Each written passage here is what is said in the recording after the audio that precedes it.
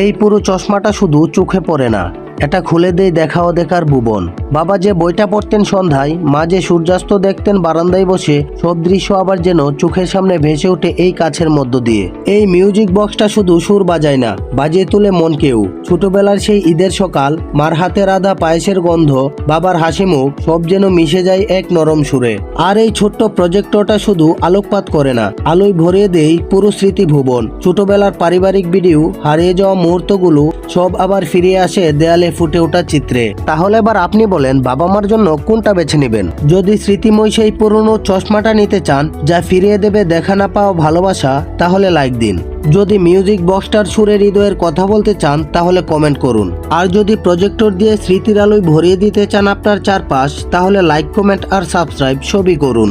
আমি আমার বাবা মার জন্য প্রজেক্টরটাই নেব, কারণ তাদের জীবনের গল্পগুলো আমি শুধু শুনে নই, দেখে অনুভব করতে চাই আবার আরেকবার।